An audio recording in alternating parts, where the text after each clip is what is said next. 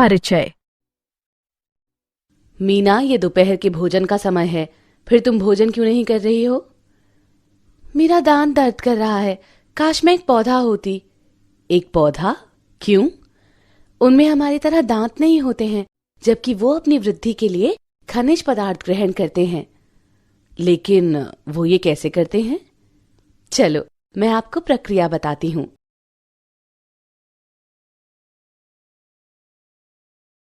उद्देश्य। इस पाठ के अंत में आप निम्न करने में सक्षम हो जाएंगे: खनिज आयनों के उद्ग्रहण के बारे में जानना, खनिज आयनों के स्थानांतरण को समझना, फ्लोएम परिवहन का वर्णन करना, दाब प्रवाह या सामूहिक प्रवाह की परिकल्पना का वर्णन करना।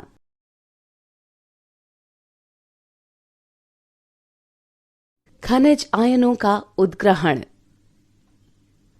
मित्रों, जैसा कि हम सभी जानते हैं कि पौधों में हमारी तरह दांत और पाचन अंग नहीं होते हैं।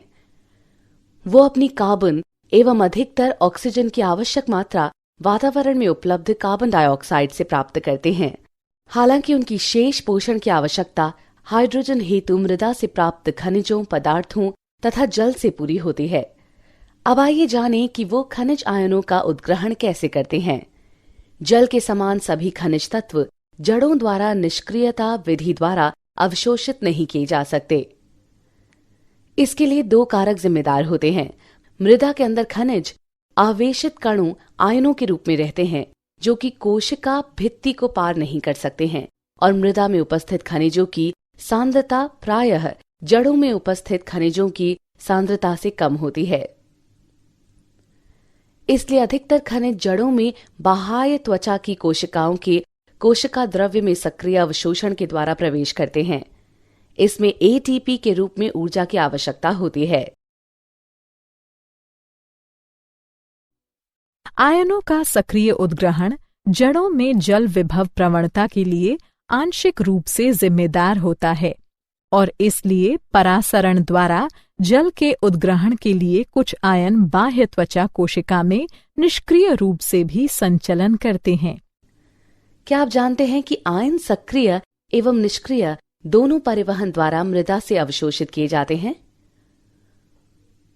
मूल रोम की कोशिकाओं की झिल्ली में पाई जाने वाली विशिष्ट प्रोटीन आयनों को मृदा से सक्रिय पंप द्वारा बाह्य त्वचा कोशिकाओं के कोशिका द्रव्य में भेजती है। सभी कोशिकाओं की भांति अंतः त्वचा की कोशिकाओं की जीव द्रव्य झिल्ली में धंसे अनेक परिवहन प्रोटीन होते हैं। वो कुछ विलय को झिल्ली के आर पार जाने देते हैं, लेकिन अन्य को नहीं। अंतः त्वचा की कोशिकाओं के परिवहन प्रोटीन नियंत्रण बिंदु होते हैं, जहां पौधे विलय की मात्रा एवं प्रकार को जाइलम में पहुंचाते हैं तथा समायोजित करते हैं। ध्यान दें कि मूल अंतः त्वचा में सुबेरिन की परत होने के कारण आयनों में एक दिशा में ही सक्रिय परिवहन करने की क्षमता होती है।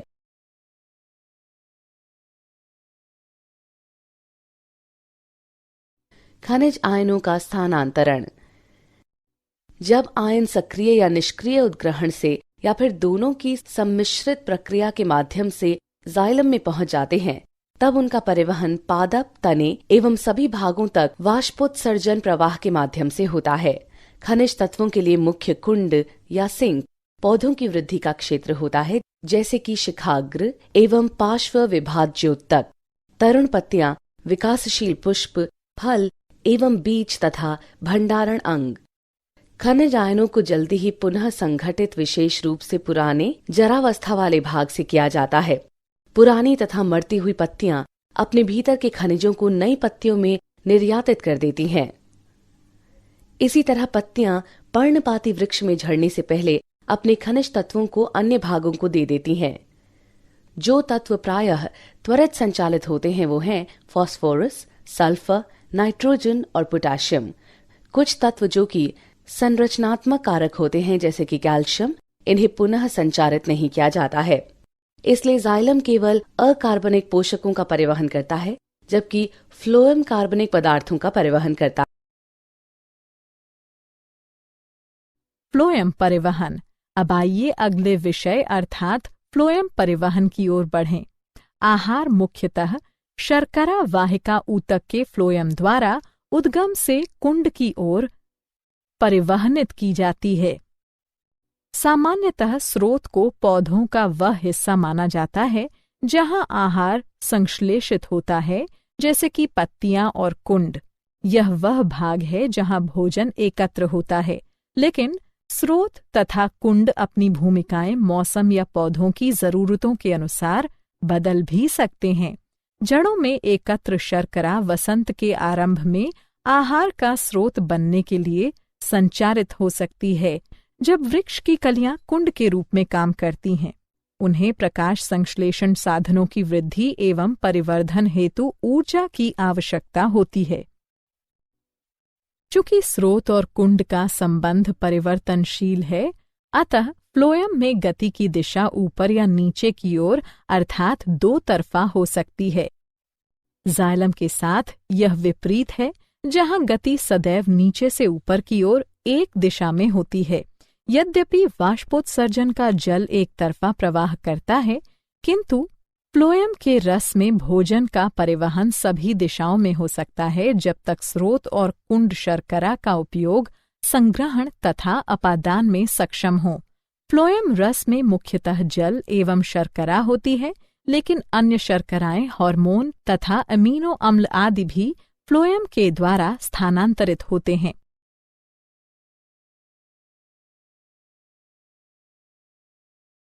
दाब प्रवाह या सामूहिक प्रवाह परिकल्पना स्रोत से कुंड की ओर शर्करा के स्थानांतरण के लिए उपयोग की जाने वाली स्वीकृत क्रियाविधि दाब प्रवाह या सामूहिक प्रवाह परिकल्पना कहलाती है। जैसे ही स्रोत पर ग्लूकोज संश्लेषित होता है, यह शर्करा एक डाइसैकेराइड में बदल दिया जाता है। इसके बाद यह शर्करा सखी कोशिकाओं में तथा बाद में सक्रिय परिवहन द्वारा जीवंत फ्लोएम चालनी नलिका कोशिकाओं में संचरित होती है। स्रोत पर लदान की यह प्रक्रिया फ्लोएम में एक अति परासारी अवस्था को पैदा कर देता है। निकटवर्ती जाइलम में उपस्थित जल परासरण के द्वारा फ्लोएम में चला जाता है। जब परासरणी दाब फ्लोएम में बनता है, तो फ्लोएम रस निम्न दाब के क्षेत्र में चला जाता है। कुंड पर परासरणी दाब निश्चित रूप से घटना चाहिए। एक बार फिर फ्लोएम रस से शर्करा को बाहर करने तथा उस कोशिका तक जहां शर्करा ऊर्जा स्टार्च या सेलुलोज में बदलती है, ले जाने के लिए सक्रिय परिवहन आवश्यक होता है। जैसे ही शर्कराएं हटती हैं, परासरणी दाब घटता है और जल फ्लोएम से बाहर चला जाता है। फ्लोएम ऊतक चालनी नलिका कोशिकाओं का बना होता है, जो लंबे स्तंभ की रचना करता है, जिसके अंतिम भित्ति में छिद्र होता है, जिसे चालनी पट्टिका कहते हैं। कोशिका द्रव्य तंतु चालनी पट्टिका के छिद्र में प्रवेशित होती है तथा सतत तंतु बनाती है। जैसे ही द्रव स्थैतिक दबाव फ्लोएम की चालनी नलिका में बढ़ता है, तो दाब प्रवाह शुरू हो जाता है और रस फ्लोएम से चलन करता है। इस बीच कुंड पर आने वाले शर्करा को फ्लोएम से सक्रिय रूप से तथा जटिल कार्बोहाइड्रेट के रूप में बाहर किया जाता है। विलेय की क्षति से फ्लोएम में एक उच्च जल विभव पैदा होता है और पानी अंत में जाइलम के पास आ जाता है। एक साधारण प्रयोग, जिसे गिडलिंग कहा जाता है, उसका प्रयोग भोजन के परिवहन में उपयोग होने वाले ऊतक को पहचानने में किया जाता है। पेड़ के स्तंभ पर छाल के एक वलय को फ्लोएम स्तर की गहराई तक सावधानीपूर्वक हटाया जा सकता है। नीचे की तरफ अब भोजन की गति न होने के कारण वलय के ऊपर की छाल कुछ सप्ताह के बाद फूल जाती है। यह साधारण प्रयोग दर्शाता है कि फ्लोएम ऊतक भोजन के स्थानांतरण के लिए उत्तरदायी है तथा परिवहन की दिशा एक दिशीय है, अर्थात मूल की तरफ।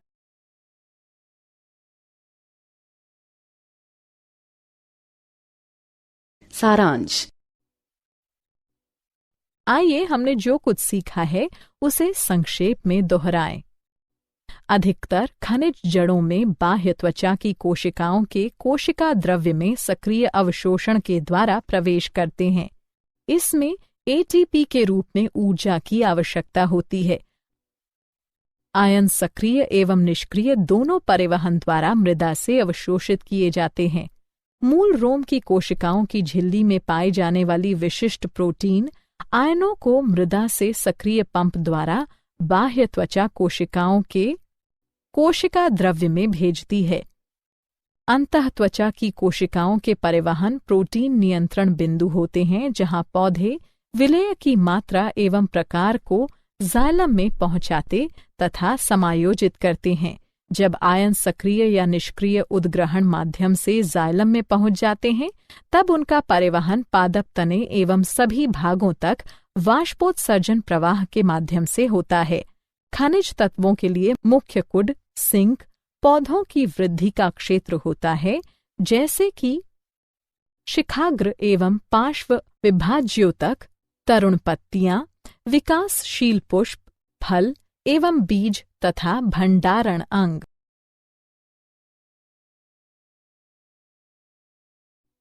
जो तत्व प्रायः त्वरित संचारित होते हैं वे हैं फास्फोरस, सल्फर, नाइट्रोजन और पोटेशियम। आहार मुख्यतः शर्करा वाहिका ऊतक के फ्लोएम द्वारा उद्गम से कुंड की ओर परिवहनित की जाती है। संश्लेषित आहार का स्रोत पत्तियां होती हैं और कुंड यह वह भाग है जहां भोजन एकत्र होता है। फ्लोएम में गति की दिशा ऊपर या नीचे की ओर अर्थात दो तरफा हो सकती है, जबकि जाइलम में गति सदैव एक दिशा में अर्थात नीचे से ऊपर की ओर होती है। स्रोत से कुंड की ओर शर्करा के स्थानांतरण के लिए उपयोग की जाने वाली स्वीकृत क्रियाविधि दाब प्रवाह परिकल्पना कहलाती है।